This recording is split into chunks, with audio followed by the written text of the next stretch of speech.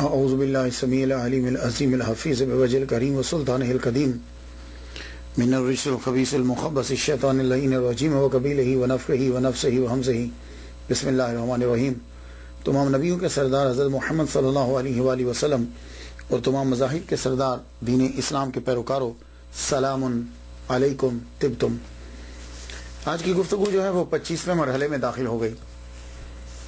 ہماری گفتگو جو ہے وہ علامہ شرف الدین بوصیری شاذلی رحمۃ اللہ علیہ پہ آج ہوگی۔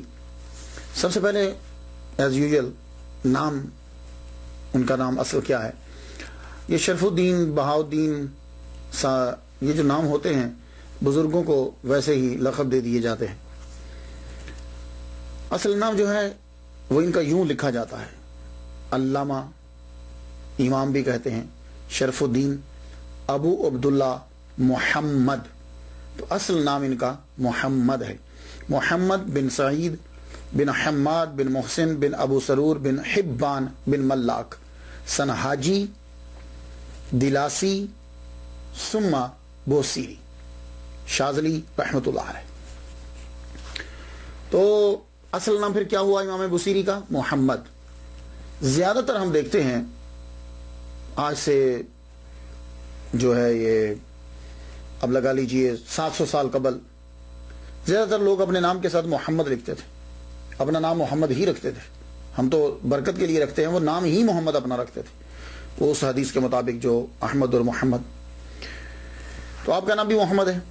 آپ کو سنہاجی اس لیے کہا جاتا ہے کہ آپ قبیلہ بربر قبیلہ جو افریقہ کا ہے اس کے قبیلہ سنہاج کے ساتھ جو ہے وہ تعلق رکھتے تھے۔ آپ قبیلہ سنہاج بربر قوم جو تھی، اس لیے سنہاجی کہا جاتا ہے۔ دلاس میں آپ پیدا ہوئے، ایک جگہ میں نے دال کے اوپر زبر بھی پڑھی ہے لیکن زیادہ تر دلاس ہے، لام اور آگے سواد، دلاس، اس لیے آپ کو دلاسی بھی کہا جاتا ہے۔ اور بعد میں آپ نے سکونت جا کر ابوسیر میں اختیار کی تو اس لیے آپ کو بوصیری بھی کہا جاتا ہے، بوصیری بھی پروننسیشن بولتے ہیں لیکن بوصیری زیادہ تر جو ہے وہ بولا جاتا ہے۔ آپ پیدا ہوئے 1212 میں اور یہ جا رہی ہے 2000 تھے نا، تو وصال مبارک آپ کا 1296 میں ہوا عیسوی میں۔ ٹوٹل آپ نے عمر جو ہے وہ 84 سال اس زمین کے اوپر جو ہے وہ گزاری۔ آپ نے بیعت کی لیکن آخری عمر میں تصوف میں داخل ہوئے تو آپ کے پیر و مرشد جو ہے ابو العباس المرسی شاذلی رحمۃ اللہ علیہ۔ اس سے پہلے میں نے امام جزولی رحمۃ اللہ علیہ کا تذکرہ کیا ہے، آپ نے سنا ہوگا یوٹیوب پہ اور ریڈیو کے اوپر بھی۔ امام جزولی کے بعد میں نے امام بوصیری رحمۃ اللہ علیہ کا تذکرہ کیا، حالانکہ امام جزولی رحمۃ اللہ علیہ امام بوصیری کے 190 سال بعد پیدا ہوئے۔ دلائل الخیرات جنہوں نے لکھی ہے وہ امام بوصیری کے کتنے سال بعد آئے؟ 190 سال کے بعد پیدا ہوئے۔ دونوں میں مطابقت ہے، دونوں میں۔ وہ کیا؟ دلائل الخیرات لکھنے والے وہ بھی بربر قوم سے، یہ بھی بربر سے، وہ بھی مراکو سے۔ دلائل الخیرات جنہوں نے لکھی امام جزولی مراکو سے، امام بوصیری یہ بھی مراکو سے۔ اور امام جزولی بھی اپنی تحریر دلائل الخیرات کی وجہ سے مشہور ہوئے، امام بوصیری بھی اپنے تحریر قصیدہ کی وجہ سے مشہور ہوئے۔ انہوں نے بھی حضور کے عشق میں ڈوب کے لکھی دلائل الخیرات، اور انہوں نے بھی محمد صلی اللہ علیہ وسلم کی محبت میں ڈوب کے لکھا قصیدہ بردہ۔ دلائل الخیرات کے پڑھنے کا حکم حضور صلی اللہ علیہ وسلم نے لوگوں کو خواب میں دیا، اور اسی طرح امام بوصیری کا جو کلام ہے اس کو بھی پڑھنے کا حکم اور خود سنا خواب کے اندر حضور صلی اللہ علیہ وآلہ وسلم۔ تو امام جزولی جو ہے وہ بھی شاذلی ہیں اور امام بوصیری رحمۃ اللہ علیہ یہ بھی شاذلی۔ تو کچھ مطابقت تھی، میں نے اس لیے امام جزولی رحمۃ اللہ علیہ کے بعد امام بوصیری رحمۃ اللہ علیہ کا تذکرہ کیا، لیکن ان کا پہلے کیا اس لیے کہ وہ سید ہیں۔ امام جزولی سید ہیں اس لیے ان کا پہلے ذکر کر دیا، حالانکہ وہ 190 سال کے بعد پیدا ہوئے۔ امام بوصیری رحمۃ اللہ علیہ کو جب میں بیان کرتا ہوں تو میں ان کی زندگی کو 2 حصوں میں تقسیم کرتا ہوں، تصوف سے پہلے کی زندگی اور تصوف میں داخل ہونے کے بعد کی زندگی۔ جب تک مولوی تصوف میں داخل نہیں ہوتا اس وقت تک اس کی زندگی جو ہے وہ کچھ اور طرح سے گزرتی ہے۔ علم تو ہوتا ہے لیکن تھوڑی سی تبدیلی جو علم کا تقاضا ہے وہ بیچ میں نہیں ہے، وہ کچھ اور طرح کی زندگی ہوتی ہے۔ اور جب عالم تصوف میں داخل ہو جاتا ہے پھر اس کی زندگی جو ہے نا وہ کچھ اور ڈگر پہ چلی جاتی ہے۔ تو امام بصیری رحمۃ اللہ علیہ، آپ کو علامہ تو کہتے ہیں، علامہ تو خیر جنہوں نے قرآن اور حدیث علم پڑھا علامہ بولتے ہیں، امام بصیری تو یہ امام جو ہیں کس کے امام ہیں؟ ان کے بعد پھر جو بھی آیا، جس نے جو لکھا، سرکار کے عشق میں انہوں نے ان کو اپنا امام ہی تسلیم کیا۔ اس قدر پذیرائی ان کے قصیدہ کو ملی کہ بعد میں آنے والے نے پھر ان کو اپنا امام مانا۔ بڑے لوگوں نے کوشش کی لکھنے کی، لیکن نہ تو وہ پذیرائی ملی اور نہ ہی وہ شہرت ملی۔ تصوف سے پہلے کی زندگی اور تصوف کے بعد کی زندگی، امام بصیری رحمۃ اللہ علیہ کی 63 سالہ زندگی ہے تصوف سے پہلے کی، اور 63 سال کے بعد زندگی ہے تصوف کی۔ تصوف میں داخل ہوئے آپ، تو تصوف سے پہلے کی زندگی کیا ہے؟ آپ کی زندگی جو ہے، جو لوگ غریب ہوتے ہیں نا، یا ماں باپ کوئی بہت مشہور نہ ہو، تو ابتدائی زندگی جو ہے وہ کہیں کونے خدرے میں اتنی دور ہوتی ہے کہ پہنچ سے ہی بہت دور ہوتی ہے۔ یہی حال امام بصیری کے ساتھ ہے۔ آپ کے ماں باپ بہت قریب تھے، لیکن وہ مسلمان جو تھے غربت کے باوجود اپنے بچوں کو قرآن ضرور پڑھاتے تھے۔ امام بصیری رحمۃ اللہ علیہ کے والد گرامی سعید، ان کا نام سعید ہے، انہوں نے اپنے بچے کو قرآن حفظ کروایا۔ قرآن جب یاد کر لیا تو اب ماں باپ یہ چاہتے تھے کہ بیٹا کام کرے تاکہ گھر کی گروسری جو ہے وہ چلتی رہے، گھر کا کھانا چلتا رہے، کیونکہ ماں باپ غریب ہیں۔ لیکن بیٹا یہ چاہتا ہے کہ میں اور پڑھوں، اس کا دل کرتا ہے کہ میرا نام اور چمکے، میں اور علم حاصل کروں، میں اور کامیابی حاصل کروں۔ یہ تھوڑا سا کام کر کے میں کیا کر پاؤں گا؟ لیکن ماں باپ اصرار کرتے ہیں کام کرو، بیٹا چاہتا ہے کہ میں پڑھوں۔ یہ دونوں آپس میں ٹکراتے رہتے، کبھی کام کبھی پڑھائی، کبھی کام کبھی پڑھائی، لیکن آخرکار بیٹا جیت گیا۔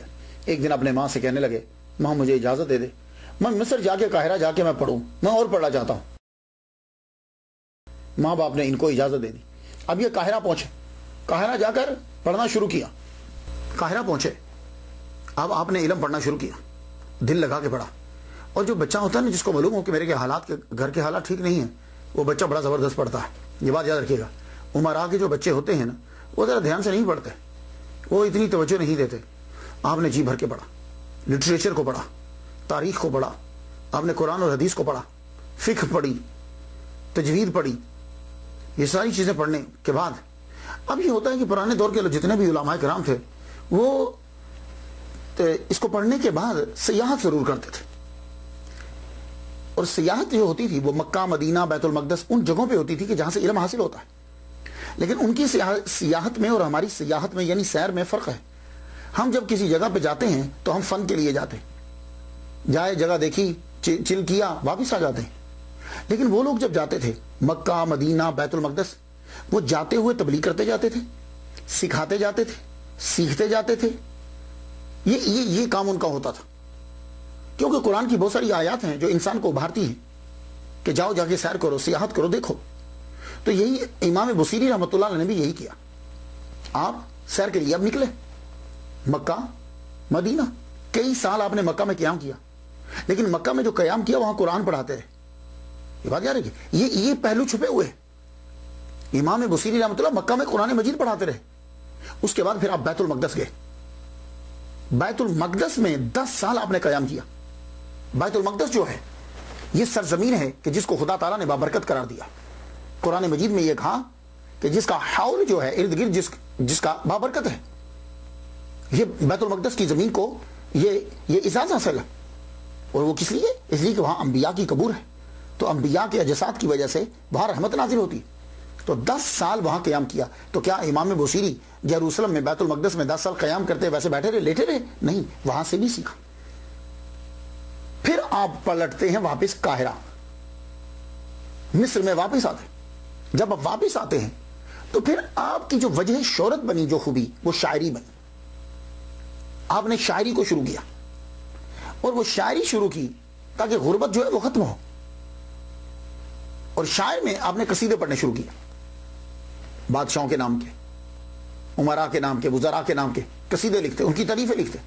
لیکن ایک بات ہے، جب کوئی آدمی کسی میدان میں بھی نیا نیا آتا ہے نا، تو جو پرانے ہوتے ہیں نا وہ اس کو ہٹ کرتے ہیں، تنگ کرتے ہیں۔ یہ ہر ایک کے ساتھ ہوتا ہے۔ میں امریکہ میں جب آج سے 12 سال قبل آیا تو یہاں مولوی نے میرے خلاف کفر کا فتویٰ چھاپ کے تو بانٹا. میں حیران ہو گیا. اپنے مسلک کے مولوی. اسی طرح پاکستان میں بھی ہوتا تھا میرے ساتھ، لیکن میں دھیان نہیں دیتا تھا، کام کرتا رہتا. میں نے پلٹ کے کبھی کسی کو خاص کر اپنے مسلک کے بندے کو میں نے کبھی کچھ نہیں کہا. اب وہ لوگ سارے وہیں کے وہیں ہیں، اللہ تعالیٰ نے حاضر رحمت میرا بھی. تو اپنے جب کوئی آدمی نیا آتا ہے تو بجائے اس کے کہ اس کی حوصلہ افزائی کریں، یہ لوگ اسے تنگ کرتے ہیں. یہی شعراء میں ہوتا ہے اور یہی مولویوں میں ہوتا ہے، لیکن ولیوں میں نہیں ہوتا، صوفیوں میں یہ نہیں ہوتا. یہ بات یاد رکھیے. صوفیاء جو ہوتے ہیں وہ اپریشیٹ کرتے ہیں ہر ایک کو. آؤ آؤ، کیونکہ ان کو معلوم ہوتا ہے کہ ہر انسان کے اندر ایک خوبی ہے، اس خوبی کو کوئی چھین نہیں سکتا. ہاں، اس جیسا کوئی نہیں بن سکتا. ہاں، اس سے افضل بن سکتا ہے، اس سے نیچے رہ سکتا ہے، اس کے برابر کوئی نہیں آ سکتا. اللہ تعالیٰ ہر ایک کو ایک خوبی عطا فرماتا ہے. یہ مولویوں کو ابھی تک سمجھ نہیں آئی. جو مولوی ایک تقریر کر رہا ہے نا، یہ خوبی کوئی حاصل نہیں کر سکتا. اب میں آپ کو بتا دوں، طاہر القادری صاحب جس طرح تقریر کرتے ہیں کوئی نہیں کر سکتا. ہاں، ہو سکتا ہے کہ کوئی ان سے بڑھ جائے، لیکن ان کے برابر کا کوئی نہیں ہو سکتا. الیاس قادری صاحب کا جو کمال ہے، وہ ان کے سارے مریدین مل کر بھی اتنا تقویٰ لے لیں، ان کے برابر نہیں جا سکتے. تو ایک بات زندگی میں یاد رکھیے گا، خدا تعالیٰ نے آپ کو خاص خوبی سے نوازا ہے، کوئی آپ کی خوبی چھین نہیں سکتا. یہ بات یاد رکھیے گا. اور آپ کو عزت اللہ نے دینی ہے، لیکن یہ لوگوں کو سمجھ نہیں آتی جو پرانے ہیں نا. یہی امام بصیری رحمۃ اللہ علیہ کے ساتھ ہوا. آپ نے جب شاعری شروع کی تو سارے شعراء نے آپ کا مذاق اڑانا شروع کر دی، آپ کو تکلیفیں دینا شروع کر دی، ہر طرح سے آپ کی مخالفت کی. اب آپ مجھے بتائیے، ایک آدمی جب تک تصوف کے دائرے میں نہیں آتا نا تو پھر وہ بدلہ لیتا ہے، پھر اس کا طریقہ کار جدا ہوتا ہے. امام بصیری رحمۃ اللہ علیہ کو، یہ تصوف سے پہلے کی بات کر رہا ہوں میں. اب جو لوگوں نے تنگ کیا امام بصیری رحمۃ اللہ نے، پھر اب اتنا تنگ کیا لوگوں نے ان کو کہ وہ خیالات جو ہیں، خیالات کو بھر دیا. وہ خیالات پھر لفظوں کی شکل میں نکلے. اب کیا ہوا، آپ نے پھر جب بدلہ لینا شروع کیا، اب چیخے، اب مشہور کر دیے شعراء نے لوگوں میں، مردم بیزار انسان ہے، لوگوں پہ اٹیک کرتا ہے، لوگوں کی عزت نہیں کرتا. بھئی سوچنے کی بات تو یہ ہے کہ یہ جب آئے تھے امام بصیری تو تم نے ان کی عزت کی حوصلہ افزائی کرنی چاہیے تھی. تم پرانے تھے، یہ نئے ہیں، تم نے انہی کا مذاق اڑایا اور اب کہہ رہے ہو کہ یہ ہماری عزت نہیں کرتے. جو تم نے دیا ہے اب وہ لو، جزاء سیئۃ سیئۃ بمثلھا، جیسا کیا ہے اب ویسا لو واپس. تو امام بصیری رحمۃ اللہ علیہ شاعری کے اندر عروج. اس کے علاوہ دوستی نہیں مل رہی تو آدمی دوستی کی تلاش میں پھر ادھر ادھر جاتا ہے، کبھی ادھر کبھی ادھر کبھی ادھر. یہی امام بصیری کا حال رہا. دوست تو ہے نہیں، پیار کے تلاش میں نکلتے ہیں، کبھی اس محلے کبھی اس محلے کبھی اس محلے، جگہ چینج کرنا پڑتی. آخر کار آپ کو نوکری مل گئی، کاتب کی نوکری. ہمارے ہاں کاتب کہتے ہیں جو تختی لکھتا ہے، جو وہاں کاتب ہوتا منشی. تو گورنمنٹ کی نوکری مل گئی. گورنمنٹ کی جب آپ نے نوکری اختیار کر لی تو حاسدین اور بڑے اور بڑے. اب میں ایک مثال دیتا ہوں آپ کو. ایک حاسدین، ایک دفعہ آپ بیمار ہو گئے امام بصیری، تو حاسدین نے مشہور کر دیا مر گیا. آپ تک خبر پہنچ گئی تو آپ نے پھر کلام لکھا. اب سنیے، ترجمہ عرض کرتا ہوں. فرماتے ہیں میں وہ نہیں ہوں کہ جو ان سے پہلے مر جاؤں، میں ان کا مقابلہ کروں گا اور ان کی قبر پر روؤں گا جا کے. مطلب یہ ہے کہ وہ پہلے مریں گے، میں پہلے نہیں مروں گا. یہ سچ ہے کہ میں نے زندگی کھو دی، تقریباً زندگی کھو دی تھی، مگر اس وزیر کی سخاوت نے دوبارہ زندگی دی. تو اس جملے سے پہلے مصرے سے اندازہ لگا لیجئے کہ لوگ کس قدر آپ سے حسد کرتے تھے. تو نوکری جو ہے وہ آپ مسلسل کرتے رہے. ایک دفعہ آپ کو فوڈ انسپیکٹر بھی بنایا گیا، مگر آپ نے اس عہدے کو قبول نہیں کیا. فوڈ انسپیکٹر بڑا عہدہ ہوتا تھا اس دور میں، یعنی پوری مارکیٹ کی چیکنگ کرنی. آپ نے فرمایا نہیں، میں یہاں کاتب بھی ٹھیک ہوں. اب سوال یہاں یہ ہے کہ آپ کی غربت ختم کیوں نہیں ہوئی؟ غریب کیوں رہے؟ بیوی کیوں جھگڑتی رہتی تھی؟ اب بیوی کے جھگڑنے کو کچھ لوگوں نے کچھ اور رنگ دے دیا. لیکن میں عرض کرنا چاہوں گا، میری کوشش کیا ہوتی جب میں ولی کامل کو پڑھتا ہوں تو کچھ لوگوں نے دشمنی کی بنا پر زیادہ داخل کر دیا، وہ جو چیز اصل تھی اس کو ہٹا دیا، کچھ اور داخل کر دی. اور کچھ لوگوں نے اتنی محبت کی کہ دوسرے بزرگوں کی بھی کرامتیں اپنے پیر میں ڈال دی، کھاتے میں ڈال دی. تو اور یہ کرام کا جو تذکرہ ہے یہ کوئی بخاری یا مسلم شریف کی طرح اس کو جانچ کر نہیں لکھا گیا. بہت سی جگہ ہیں کہ بعض اوقات ایک صاحب نے کیا اپنے پیر کو اس کے ساتھ ملا دیا کہ جس کا زمانہ ہی نہیں پایا انہوں نے. ایسا بھی ہوا ہے. میری یہ کوشش ہوتی ہے کہ میں یہ بھی تلاش کرتا ہوں کہ وہ زمانہ ہے کہ نہیں ہے, پھر یہ تلاش کرتا ہوں کہ یہ بات قرین قیاس ہے کہ نہیں ہے جو بات ان کے بارے میں کی گئی ہے, اور پھر یہ بھی دیکھتا ہوں کہ کون سی بات کو چھپا دیا گیا. تو سچائی کے پہلو کو میں ضرور لے کر آتا ہوں. اب یہ جو امام بصیری رحمۃ اللہ علیہ پہ کہا گیا کہ آپ کی بیوی لڑتی رہتی تھی, اس سے یہ پہلو نکالا کہ اچھے آدمی نہیں تھے, غلط ہے. اصل میں آپ کے بچے بہت زیادہ تھے اور غربت, بیوی جو ہے وہ لڑ رہی ہے. اب آپ ذرا تھوڑا سا سوچئے, ایک آدمی امراء اور وزراء کے دربار میں جا کے کلام پڑھتا ہے, قصیدہ پڑھتا ہے, تو اس دور میں عادت ہے کہ وزراء جو ہیں اور امراء خوش ہو کر شاعر کو بوسہ دیتے ہیں, بہت نوازتے ہیں. یہ شروع سے چلا آ رہا ہے کہ جب شاعر کسی کی تعریف کرتا ہے تو نوازتے ہیں. تو جب امام بصیری رحمۃ اللہ علیہ کو امراء اور وزراء کے دربار سے بھی ملتا ہے, خود کاتب کی نوکری بھی کرتے ہیں, تو وجہ کیا ہے پھر کہ پھر غربت کیوں ہے؟ مجھے تلاش کرنا تھا. تو ایک بڑا ہی رائٹر ہے کہ جو امام بصیری رحمۃ اللہ علیہ کے بارے میں کم ہی اچھا لکھتا ہے, مخریزی, اس کے منہ سے نکل گیا, اس کے قلم سے نکل گیا, کہنے لگا کہ ایک صفت تھی امام بصیری میں کہ وہ سخاوت بہت کرتا تھا. اب میں سمجھ گیا کہ چکر کیا ہے, کہ جب آپ کو پیسے بھی مل رہے ہیں, شاعری کر کے بھی معاوضہ مل رہا ہے اور انعامات بھی مل رہے ہیں, تو ہوتا کیا تھا کہ آپ جب یہ انعامات لے کر آتے, کوئی مل جاتا غریب, کہ آپ نے خود غربت کی زندگی گزاری, آپ نے ماں باپ کے گھر میں غربت کی زندگی گزاری, آپ نے مراکوں میں غربت کی زندگی گزاری ہے, آپ جانتے ہیں کہ غربت کیا ہوتی ہے, تو کوئی بھی ملتا. تو شاعر آپ کو پتا ہے بہت نازک مزاج ہوتے ہیں, یہ بات یاد رکھیے. کوی جو ہوتا ہے, شاعر جو ہوتا ہے, بڑا نازک مزاج ہوتا ہے, اس کا احساس سینسٹیو ہوتا ہے. تو کوئی بھی رستے میں مانگتا تو امام بصیری رحمۃ اللہ علیہ سب دے دیتے. اب جب گھر آتے تو گھر میں بچے زیادہ, اب بیوی لڑتی کہ بھائی کیا تمہارے ہاتھ میں سوراخ ہیں, تمہیں اپنے بچوں کا خیال نہیں ہے, تو تم باہر بانٹ کر آ جاتے ہو. تو بس یہ جھگڑا مسلسل چلتا رہا. یہ تھی اصل میں ریزن. اور اللہ تعالیٰ نے آپ کو بڑا ملکہ عطا فرمایا, شاعر تو آپ غضب کے تھے. اور کچھ ہوتے ہیں لوگ صرف کلام لکھتے ہیں, کچھ ہوتے ہیں کہ ان کو استاد کہا جاتا ہے. میر تقی میر استاد ہیں, مرزا غالب استاد ہیں, علامہ اقبال استاد ہیں. یہ لوگ استاد کی حیثیت رکھتے ہیں. تو اسی طرح امام بصیری رحمۃ اللہ علیہ استاد ہیں. کتنے شاگرد ہیں. قاہرہ کی جامع مسجد کے اندر آپ لوگوں کو شاعری پڑھایا کرتے تھے, اور ان کی جو نیو جنریشن تھی ان کے شعروں کی اصلاح فرمایا کرتے تھے.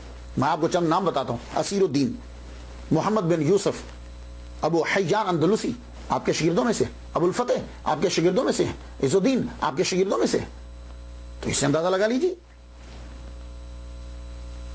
تو زبردست شاعر, اور سخاوت کا عالم جو ملتا رستے میں دے دیتے. حاسدین کی تعداد بڑھتی گئی. اور ایک بات اور یاد رکھیے گا, اگر حاسدین زیادہ ہیں تو سمجھو کہ بندے میں کمال ہے. ہاں یہ بات ہے. اگر امام بصیری رحمۃ اللہ علیہ کے حاسدین زیادہ ہیں تو سمجھو کہ امام بصیری مصر کے اندر ٹاپ پہ ہے. تبھی تو حاسدین ہیں, چھوٹے موٹے کو تو کوئی پوچھتے ہی نہیں. اور ایک اور وجہ یہ تھی کہ آپ جس آفس میں کام کرتے تھے, آپ کے ساتھ عیسائی بھی اور یہودی بھی کام کرتے. اب عیسائی اور یہودی آئے دن حضور پر, بانی اسلام پر اور اسلام پر اعتراض کرتے رہتے. آپ سنتے رہتے, لیکن آپ عالم دین ہیں, گورنمنٹ کے نوکری نہیں, آپ نے علم پڑھا ہے, آپ سنتے رہتے. پھر آپ نے بائبل کی اسٹڈی کی. علامہ بصیری رحمۃ اللہ علیہ نے بابل کی اسٹڈی کی, بائبل کی, ہیبرو کی بائبل پڑھی, نیو ٹیسٹمنٹ پڑھی, اولڈ ٹیسٹمنٹ پڑھی. سب پڑھنے کے بعد آپ نے اچھے طریقے سے ڈیپلی جب اس کی اسٹڈی کر لی, اب آپ نے چیلنج کیا عیسائیوں کو اور یہودیوں کو. تو آپ کے چیلنج کے اندر 3 جو چیزیں ہیں وہ بڑی ضروری ہوتی تھی. آپ فرماتے تھے کہ گاسپل کے اندر کہیں بھی اشارہ نہیں ہے کہ عیسیٰ نے خدا ہونے کا دعویٰ کیا. دوسرا آپ فرماتے تمہاری کتابوں کے اندر یہ موجود ہے کہ ہمارے محمد صلی اللہ علیہ وسلم تشریف لائیں گے, ان کا تذکرہ موجود ہے, میں دکھاتا ہوں تمہیں, آؤ چیلنج, مناظرہ کرو. پھر آپ فرماتے سنو, تم لوگوں نے جو اپنے انبیاء کی, ہم بھی مانتے ہیں انہیں, ان کی جو سٹوریز بنائی ہیں اور جو ان کے گناہ گنوائے ہیں, یہ تم نے بہت بڑا گناہ کیا ہے. ان کا تذکرہ اور یہ گناہ یہ سب جھوٹے ہیں.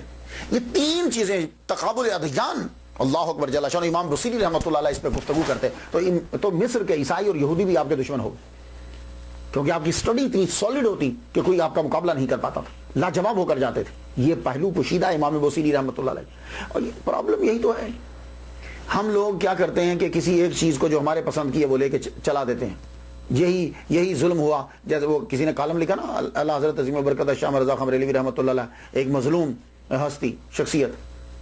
وہ مظلوم کیوں؟ اس لیے کہ 50 علوم پہ دسترس ہیں اور لوگوں نے صرف یہی بتلایا مصطفیٰ جان رحمت پہ لاکھوں سلام, بھائی اس کے خالق ہے, اور ان کو متعارف کرایا کہ بڑا اچھا نعت خواں تھا.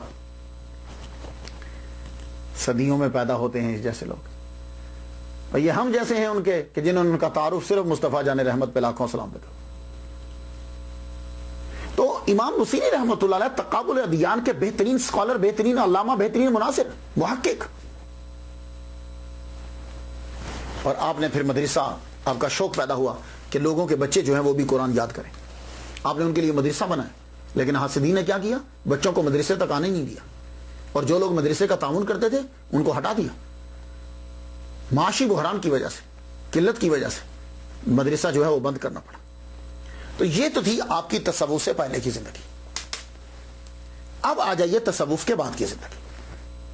امام بصیری رحمۃ اللہ علیہ کی زندگی تصوف کے بعد جو ہے وہ 63 سال کے بعد شروع ہوتی ہے, وہ تصوف کی زندگی. آپ کا زیادہ وقت جو ہے وہ شاعری میں گزرتا تھا. آپ کی زندگی کے 63 سال جو ہے وہ گزر چکے. اب آپ کی زندگی کا ایک موڑ آتا ہے. وہ موڑ کیسے آیا؟ مصر کے اندر ان دنوں جب آپ کی عمر 63 سال ہو چکی, ایک نام بڑی تیزی سے ابھرا علمی حلقے کے اندر, عوام کے اندر, ابو العباس المرسی شاذلی رحمت اللہ علیہ کا یہ نام ابھرا. جب نام بہت ابھرتا ہے تو دل کرتا ہے ہم بھی سنیں. تو علامہ بصیری رحمت اللہ علیہ وہ بھی سننے کے لیے گئے. تو ابو العباس المرسی شاذلی رحمت اللہ علیہ کی محفل میں جب بیٹھے, گفتگو بہت اچھی لگی. آپ سن کر حیران ہو جائیں گے, ان کی عمر اس وقت ٹوٹل 32 ایئرز, 32 سال, اور امام بصیری 63 سال کے, اس سے بھی زائد. ان کی گفتگو سنی, بڑا لطف آیا, اور مسلسل پھر ان کے لیکچرز اٹینڈ کرنے لگے. ان کی تقریر میں لطف آتا. آخر کار دل نے کہا کہ اس شخص کی بیعت کر لی جائے.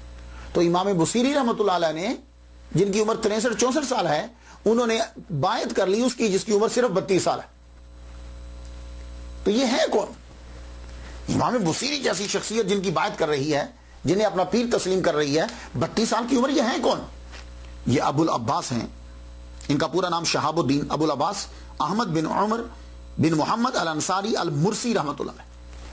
یہ 1242 میں اسپین میں پیدا ہوئے, اسپین میں. اور پھر جب وہاں عیسائیوں کا اثر و رسوخ بڑھا تو اسپین سے یہ ٹونیسیا میں پہنچ گئے, اپنے ماں بہن بھائی کے ساتھ. بہت سے لوگ جو ہے نا وہ ٹونیسیا میں آ گئے. وہاں جب یہ رہے تقریباً اس وقت ان کی عمر جو ہے نا وہ 20 سال کے قریب ہے. وہاں ایک آدمی کا چرچا سنا جس کو ابو الحسن شاذلی کہتے ہیں رحمۃ اللہ علیہ, جو شاذلیہ سلسلے کے بانی. ان کا چرچا سنا تو وہاں سے پھر الیگزینڈریا اسکندریہ میں آئے, یعنی مصر میں آ گئے. یہاں آ کر ان سے ملاقات کی. تو ملاقات جب کی تو انہوں نے بھانپ لیا, جانچ لیا. اتنی محنت سے یہ پڑھ رہے ہیں, منظور نظر بن گیا ابو الحسن شاذلی رحمۃ اللہ علیہ. تو انہوں نے ان کو اپنی بیٹی کا رشتہ دے دی. تو ابو العباس الانصاری المرسی رحمۃ اللہ علیہ یہ داماد ہیں ابو الحسن شاذلی رحمۃ اللہ علیہ کے, اور پیر ہیں امام بصیری رحمۃ اللہ علیہ. اب آپ سمجھ گئے ان کی بات کی. اب ان کی بات کرنا تھی کہ اب بالکل لائف ٹوٹلی چینج ہوتا, اب تصوف میں داخل ہو گئے. تو وہ کیلانی صاحب نے یا ان جیسے لوگوں نے جو ان پر اعتراض کیا ہے کہ امام بصیری نے کیا کام کیا تصوف کا, کوئی تصوف کیا کر رہے بھائی, تم کس پہلو سے سٹڈی کر رہے ہیں؟ امام بصیری رحمۃ اللہ علیہ نے کیا کام کیا؟ شاذلیہ سلسلے کو جتنی شہرت انہوں نے دی ہے, شاعری کسی نے دی ہو کہ شاعری کسی نے دی ہو؟ امام بصیری رحمۃ, بھائی دیکھو نا تصوف میں کیا ہوتا ہے, لوگوں کو مرید بنانا, مرید بنانے کے بعد اس مرید کو پکڑ کر حضور کے قدموں تک پہنچا دینا, یہی ہے نا تصوف. تو جو پیر کام کرتا ہے وہ امام بصیری رحمۃ اللہ علیہ, شاذلی رحمۃ اللہ علیہ کا قصیدہ بردہ کر رہا ہے کہ جو بھی, اور شاید پیر کے اتنے مرید نہ ہوں جتنے سالوں کے اوپر آپ کا قصیدہ بردہ محیط ہے, اور شاید پیر کے اتنے مرید اور اتنے بندوں کے منہ پر نام نہ ہو جتنا ان کا کلام جو ہے وہ مشہور ہے, اور پوری مراکو سے لے کے یمن تک دیکھتی ہر بندہ پڑھ رہا ہے. اس سے بڑھ کر اور تصوف کیا ہو سکتا ہے؟ تو امام بصیری رحمۃ اللہ علیہ نے جو پیر کام کرتا ہے وہ ان کا کلام کام کر رہا ہے. پیر پکڑ کے سرکار کے در تک پہنچاتا ہے, آپ کا کلام بھی پکڑ کے قصیدہ بردہ جو ہے وہ لوگوں کو سرکار کے قدموں تک پہنچا دیتا ہے. اور جب آپ تصوف میں داخل ہو رہے ہیں تو پھر بڑھتے چلے جا رہے ہیں. 63 سال آپ کی عمر, ابو العباس رحمۃ اللہ علیہ کی 32 سال عمر. تو اب آپ نے امیروں کی محفلوں میں جانا چھوڑ دیا, اب تصوف کی جانب آپ کا رخ. قصیدہ بردہ شریف, قصیدہ بردہ شریف ایک زبردست نذرانہ سرکار کی بارگاہ میں, ایک عاشق. قصائد تو بہت لکھے گئے, بڑے قصیدے لکھے گئے, لیکن جو شہرت اور پذیرائی اور مقبولیت انہیں ملی, اس قصیدے کو ملی, کسی اور کو نہیں ملی. اللہ اکبر جل شانہ. یہ محمد صلی اللہ علیہ وآلہ وسلم کا خاص کرم ہے. قصیدہ بردہ, اس کو بردہ, قصیدہ بردہ اس کا نام پڑ گیا. بردہ تم کہتے ہیں چادر کو, دھاری دار چادر ہوتی ہے, لائنیں ہوتی ہیں, اس کو بردہ تم کہتے ہیں. تو کچھ لوگوں نے کیا کیا کہ شاید کسی نے سوال کیا ہوگا, یار لوگوں کا رخ موڑنا ہوگا, ایمان کمزور ہوگا, تو کمزور چیز سمجھتے ہوں گے, یہ بھی کمزور ہے. کیا لگے بردہ تم اس کا نام اس لیے پڑا کہ بردہ کہتے ہیں دھاری دھار چادر کو. تو جس طرح چادر میں دھاریاں ہوتی ہیں نا مختلف رنگوں کی, اسی طرح اس قصیدے کے اندر بھی مختلف مضامین ہیں, تو اس کا نام قصیدہ بردہ رکھ دیا گیا. دیکھا آپ کا ذہن قبول کر رہا ہے اسے, نہیں کر رہا نا؟ بڑی عجیب سی تشریح کی. دیکھیے, مختلف مضامین کی آرائش کی بنا پر کلام کو بردتن کہا گیا ہو, تو یہ مثال عام نہیں ہے, میں نے نہیں دیکھی کہ قصیدے کو کہہ دیا اس میں بڑے مضامین ہیں اس لیے یہ قصیدہ بردہ ہے. تو پھر تو سارے قصیدوں کو بولو نا, ہر قصیدے کے اندر ایک مضمون تو نہیں ہوتا, بہت ساری چیزیں ہوتی ہیں, تو پھر ہر قصیدے کو بردہ کہو, نہیں کہتے. لیکن قصیدہ سننے کے بعد نبی نے بردہ دیا ہو, یہ مثالیں ہیں. حضرت حسان رضی اللہ تعالیٰ عنہ, میرے نبی نے چادر خود بچھائی, چادر دی. حضرت کعب, انہوں نے جب قصیدہ پڑھا, میرے نبی صلی اللہ علیہ وسلم نے چادر دی.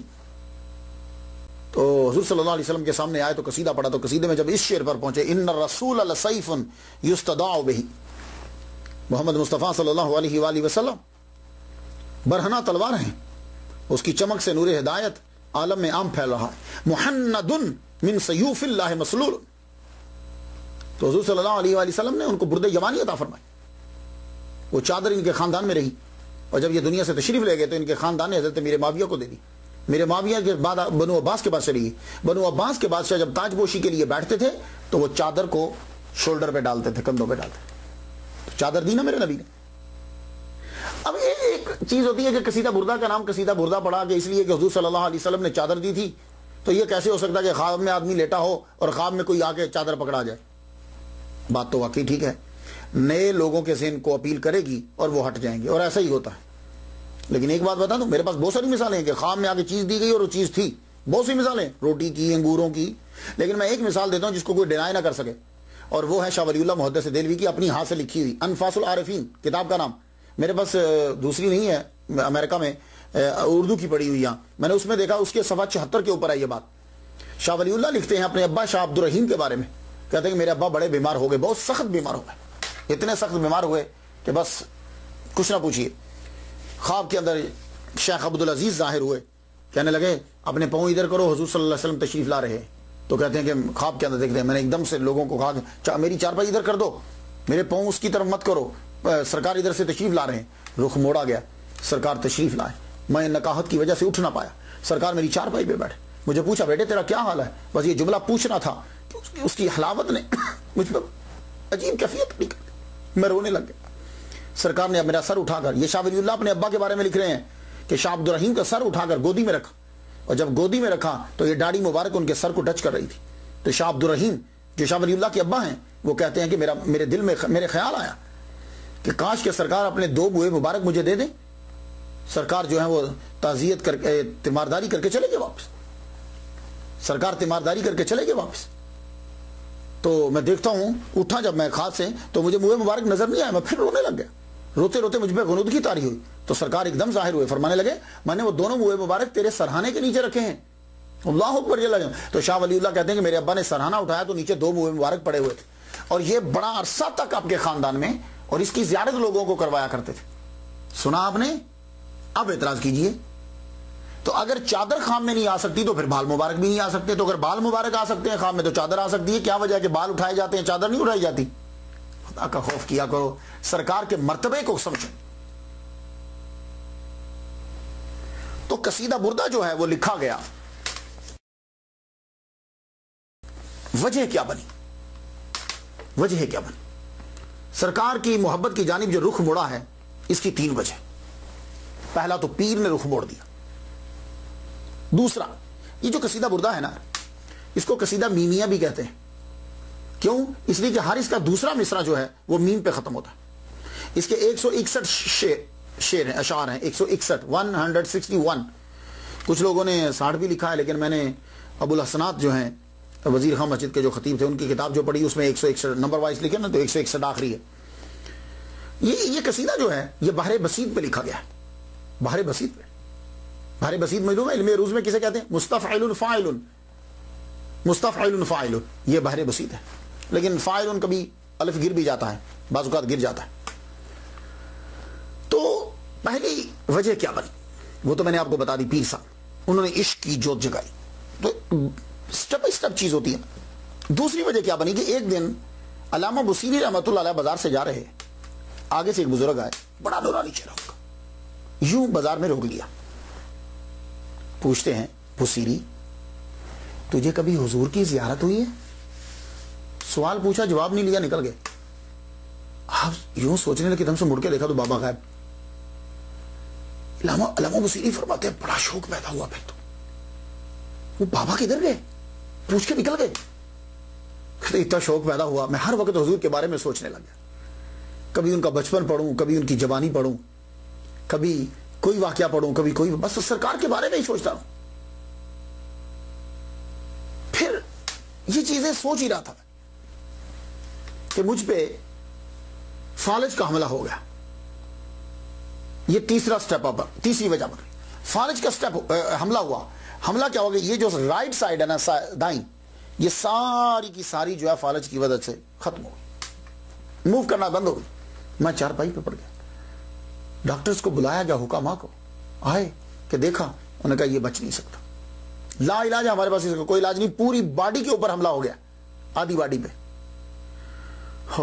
علامہ بصیری فرماتے جب ڈاکٹروں نے لا علاج قرار دے دیا تو میں نے کہا مرنے سے پہلے سرکار کے بارے میں سراپا لکھ جاؤں ان کا میں؟ تو کہتے ہیں کہ میں نے سراپا لکھنا شروع کر دیا۔ درد تو آ گئی تھا، لوگوں نے کہاں بچپن سے لے کے اب تک سکھ میں رہنے دیا تھا، درد تو تھا۔ اب وہ درد جب مل کے محبت کی بیک میں ہوا، پھر اب لکھے نہ لگے قصیدہ امین تذکر جینانی بزی سلام، اب لکھا جانے لگا امین تذکر۔ اب جب لکھا جا رہا، جمعرات کو مکمل ہو گیا، جمعرات کو مکمل ہوا تو جمعرات کو، صبح جمعہ تھی، رات کو سرکار کا دیدار ہو گیا۔ خام میں آ کے سرکار نے قصیدے کو سنا، کہا بصیری قصیدہ سناؤ جو تم نے ابھی لکھا ہے۔ حضور صلی اللہ علیہ وآلہ وسلم نے وہ سنا، سننے کے بعد ہاتھ پھیرا، اوپر چادر تھی۔ صبح اٹھے امام بصیری تو جسم صحیح، چادر اوپر، اللہ اکبر جل شانہ، چادر اوپر۔ امام بصیری اتنے خوش ہو، صبح جمعہ پڑھنے کے لیے نکلے، جا رہے ہیں کہ رستے میں وقت کے قطب شیخ ابو الرجا الصدیق رحمت اللہ علیہ، قطب الاقطاب، روکتے ہیں، کہنے لگے بصیری قصیدہ تو سنو۔ کہنے لگے کون سا قصیدہ؟ میں نے تو بڑے قصیدے پڑھے ہیں، بہت سے لکھے ہیں، کون سا؟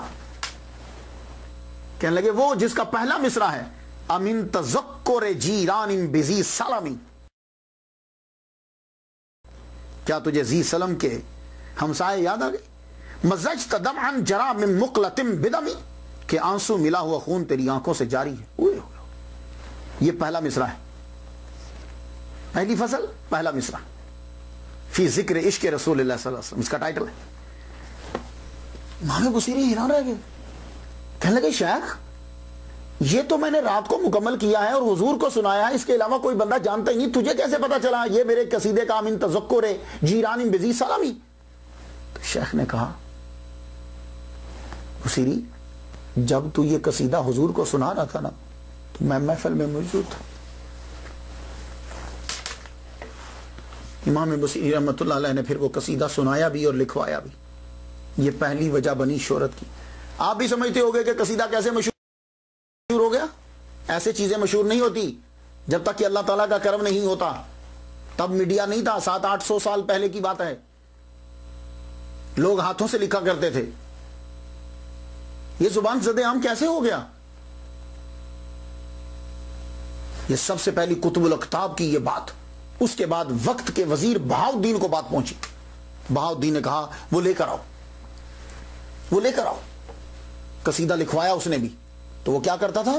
وزیر بہاؤالدین روزانہ سر سے کپڑا اتار کے, پاؤں سے جوتا اتار کے, مجرموں کی طرح کھڑا ہو کے کہتا آپ پڑھو میں سنوں گا.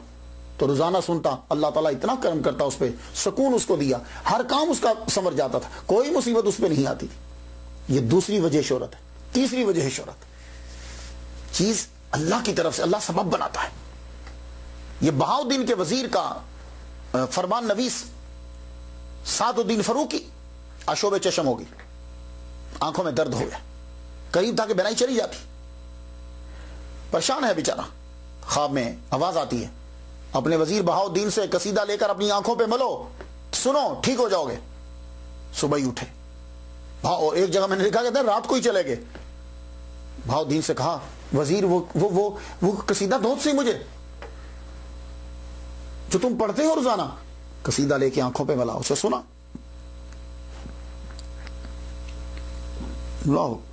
اللہ نے وہ آنکھیں ٹھیک کر. اب یہ قصیدہ مشہور ہونے لگا, مصر کی گلیوں میں مشہور ہو گیا, لوگ اب پڑھتے ہیں. اور کتنا مشہور ہوا کہ 90 شروحات اس کی لکھی گئی ہیں, 90 شرحیں لکھی گئی, 90. اور مفتی مدینہ علامہ خرپوتی رحمۃ اللہ علیہ نے بھی اس کی شرح لکھی. یہ بڑی مشہور ہوئی. یہ مدینہ شریف کے مفتی تھے. خرپوت جو ہے نا, یہ ترکی میں میرا خیال ہے کوئی علاقہ تھا, لیکن اب اس کا نام چینج ہو گیا. اور اس کے تراجم ہوئے, اردو میں ترجمہ ہوا, فارسی میں ترجمہ ہوا, پنجابی میں ترجمہ ہوا, ترکش میں, ترکی زبان میں ترجمہ ہوا, انگلش میں فیض اللہ بھائی نے, انڈیا کے ہیں, 1893 میں اس کا ترجمہ کیا, فرینچ زبان میں 1894 میں ترجمہ ہوا, جرمن زبان میں 1860 میں اس کا ترجمہ ہوا, سندھی میں اس کا ترجمہ ہوا. اس کے علاوہ بڑی زبانوں میں اس کا جو ہے وہ ترجمہ ہوا. اور یہ قصیدہ بردہ مدارس میں پڑھایا جاتا ہے. میں نیمی میرے نام کے ساتھ آپ اکثر پڑھتے ہیں. پاکستان میں تو نیمی کے نام سے نہیں, لیکن یہاں یہ نیمی کیوں ہوتا ہے؟ اس لیے کہ میں جامعہ نیمیہ سے فارغ ہوں. میرے استاد مفتی محمد حسین نیمی رحمۃ اللہ علیہ, میرے استاد ڈاکٹر سرفراز نیمی رحمۃ اللہ علیہ, محمد دین صاحب, اللہ اکبر, یہ میرے استادوں میں سے. ان لوگوں کی وجہ سے میں آج بولنے کے قابل ہوں. تو ہمارے مدرسے کی اسمبلی کے اندر تلاوت ہوتی اور قصیدہ بردہ پڑھا جاتا تھا. آپ نے جب اس قصیدے کو پڑھنا ہو تو یہ دلائل الخیرات ہے, اسے جب لیں, یا قصیدہ بردہ شریف ہی علیحدہ لیں, تو اس کے اندر جو ہے نا وہ آپ کو قصیدہ بردہ شریف یہاں سے شروع ہوتا ہوا نظر آئے گا. الحمدللہ منشی الخلق من آدمی ثم الصلاۃ علی المختار فی القدم مولا صلی وسلم دائما ابدا علی حبیبک خیر الخلق کلہم. یہاں سے شروع ہوتا ہے. یہ پہلے پڑھنا پڑتا ہے, یہ بات یاد رکھیے گا. اس کے بنا آپ نے قصیدہ بردہ نہیں پڑھنا, ورنہ وہ برکات حاصل ہی نہیں ہوں گی. یہ بات یاد رکھیے گا. یہ پہلے پڑھنا ہے اور آخر میں بھی اسی کو پڑھنا ہے.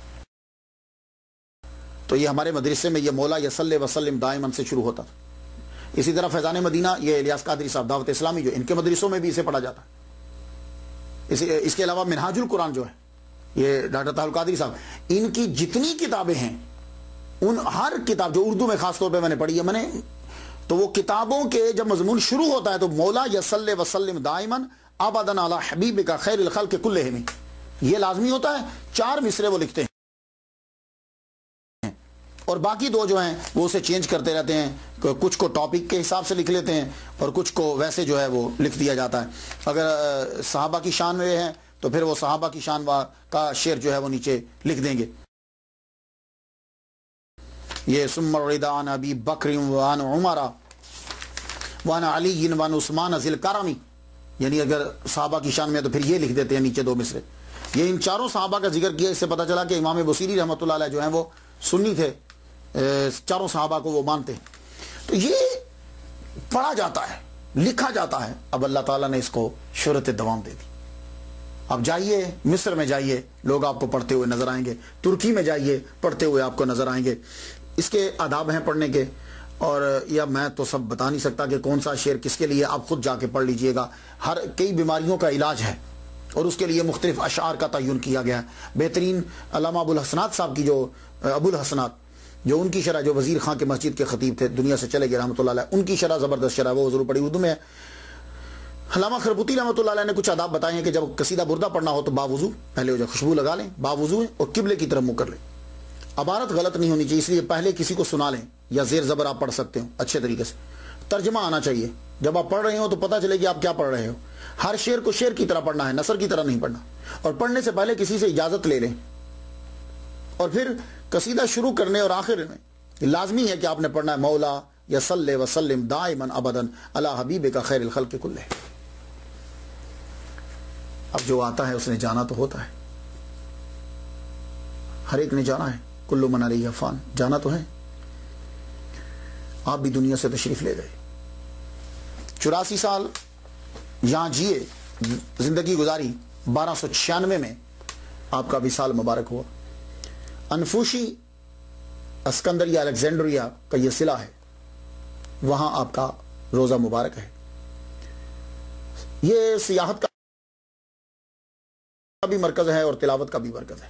سیاحت کا مرکز ہے، دور دراز سے لوگ آتے ہیں اور دیکھتے ہیں کہ کون ہے امام بصیری، اور تلاوت کا مرکز ہے، لوگ یہاں کے مولا یصلی وسلم دائما آ کے خود پڑھتے ہیں اور وہاں پڑھا جاتا ہے۔